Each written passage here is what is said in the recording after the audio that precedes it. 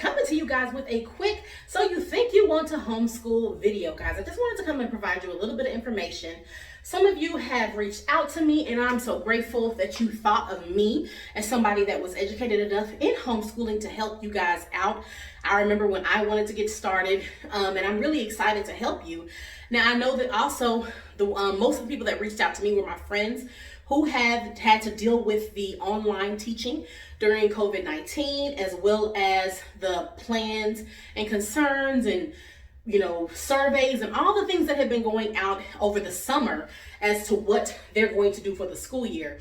And so my advice to them, which is what I'm going to share with you guys right now, is I told them, just wait and see what the school's decision is, and then from there make your decision as to whether you are actually going to homeschool or not.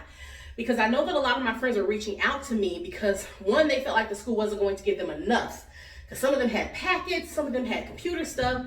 The second concern that they had was they felt like the school was going to give them too much. But now that I have had a chance to be around some of my friends, especially our neighbors here, our local district started their online school in the end of August. And we are actually going to start our homeschool on the day after Labor Day. But their physical in-person school, I believe they are thinking about starting it this week or next. But stuff gets adjusted and changed. And I think that's the part that was so frustrating for my friends. But they were all very surprised when I wrote them back. And I was like, calm down, take a deep breath. Number one, show everybody grace. The school district grace, show yourself grace, your children grace right now, and pray. That's the second thing. Pray. And then after all of that, if homeschooling is still going to be something that you can do, then reach back out to me, and then I will help you move forward in the journey. And I know most of my homeschool friends, they weren't giving that same advice to their friends. They were like, come on, girl, join my team. #homeschool, okay? Just #homeschool, okay? But that's not the advice I was giving, and a lot of them were surprised that I wasn't telling them to homeschool their children. But the reason I didn't is because I don't believe any decision should be rushed into. I feel like it takes thought and prayer, and God forbid you are running out spending money and 2 months into a curriculum that you hate, your children hate, and you just want to throw them back into school.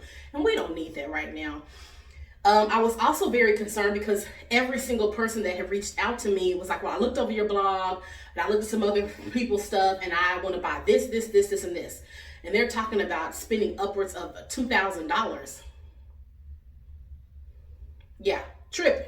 So on various memberships and curriculums and box curriculums. And if you got it, I don't clock people's dollars because I don't want nobody clocking mine. Okay. But it's just not necessary. So, for those of you who are trying to rush into this, take a deep breath, chill. Now, for those of you who have done that, because there were a few that did that and then reached back out to me and they were like, thank you so much for that advice. You were right. Now I'm ready. And I looked at this, and this. I want to buy this, and this. My second step is chill. Take a deep breath and chill. All my advice starts with that. Chill. Let's take a step back. Let's take a deep breath. Chill. Okay. Number one, you want to know your homeschool laws. So I have a website that will give you the information that will lead you to do that. Okay. You guys already know www.tanishakemp.com. You'll see it on the screen. You go down into the description box, and in the pinned comment, you'll have a link to a blog post. And from there, I'll have all the information that you need. Okay. So I'm going to have a homeschool laws website, of course, HSLDA. Go there, check your state. If your children are in school and you need to pull them out, that information is there. If your children have never been in school and you don't need to let anybody know, or do need to let anybody know, whatever the rules and regulations are for your state, all that information will be there. So I will have that for you. The second thing is curriculum. I have so many free resources, and so many things that I have reviewed that offer trials. And a lot of people are extending their trials because of what is going on with COVID. So this is a really good time to test out curriculum. This is a really good time to look and see a variety of online programs. This is a really good time to try out a lot of free printables or cheaper printables, or do a low price trial, $3-5 trial for 2 or 3 months to try something out, because so many people are getting extended trials because of what is going on in the world. So this is a really good time to test out curriculum. I have so many free resources. I suggest if you're new to homeschooling, start with only free resources, especially if your children have been in school. So I have a list of that on the blog. And then last but not least, of course, always most importantly is to pray.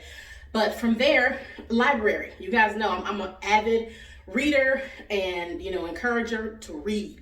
Obviously, your Bible, for those who watch and be like, she don't ever say read the Bible. I do. Read your Bible, of course, obviously, but there's so many, not just homeschooling books for you, but if you're new to homeschooling, you don't want to recreate school at home. So you don't want to sit your children down for 5 or 6 or 7 hours. You don't want to have them, spread their whole day out where it's taking them 8-9 hours and they're in 3rd grade. No, 2 hours. And they need to do a lot of playing, a lot of reading, learn how to do things on their own, build, tinker, all those things your children need to be doing, because that's helping build their character, helping educate them in more ways than one. And it's very exciting because now you get to cultivate and craft and precisely dictate what your children can learn. And that sounds like a lot of pressure, but that is just the most amazing thing. Think about that. This child came from you. And you have raised this child, and you know what they like, you know what they don't like, you know what's going to irritate them. You know, if you present information this way, it's going to frustrate them. You get to make all those adjustments and say, here, this is my gift to you. A specifically crafted education that's not only going to make you smarter, but it's going to build your character. It's going to give you more than just basic knowledge of math or reading, writing, arithmetic, or however you want to say it. It's going to help you be a wife or a husband. It's going to help you be a mother or a father. It's going to help you know what good credit is before you turn 18 and just get a bunch of credit cards. It's going to help you learn how to be an entrepreneur. It's going to help you do all those things. And they can learn how to code, create, or whatever you want. They don't have to be in high school to do that as an elective. Because you're homeschooling, they can do it in your house at 9 and 10, 6 and 7. I've seen them do it, okay? So get excited. Get excited about the vast opportunities before you. Don't be frightened. Don't be scared. Be grateful, because all this time that we've had with our families, you probably got the chance to relearn your children, learn a little bit more about them, and you can jump into what they're into. Every year I sit my kids down, I ask them what they want to learn, and I cultivate their curriculum for that semester on whatever they're interested in. My oldest is taking 2 sciences this year. That video will be up soon about what his curriculum is in 7th grade, because he wanted to do an astronomy. So I got him a light astronomy. That's an elementary based astronomy, but he's taking a 7th grade general science. And I know you guys are like, he's taking an elementary astronomy. Yes, he is, because I don't want to give him 2 junior high level science courses. I'm not trying to kill the boy. I'm trying to get him to be educated in what he's interested in. That way it piques his interest. And if he can run through that stuff real quick, it's not going to be taxing on his day. And guess who else is not going to be taxing on? On me. Okay? Because I have enough to do. Okay? So I am so thankful for that. My little one, she's going into kindergarten. And she's really excited. I think this might be the first year that she doesn't quit school every other day. I'm excited about it. And then there's Bam Bam. He said that he wants to be a gamer. Okay.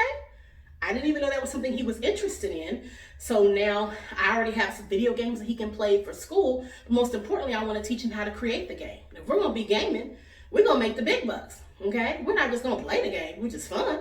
We're going to create them. He can code at 6.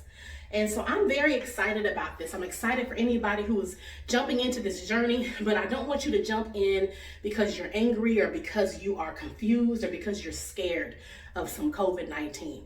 Not saying that no disrespect to any disease out there, but what I'm saying is don't let that fear of the illness make you jump into something that you're ill prepared for and that you really had no desire to do, because we don't want that to be in the heart and the foundation of your homeschool.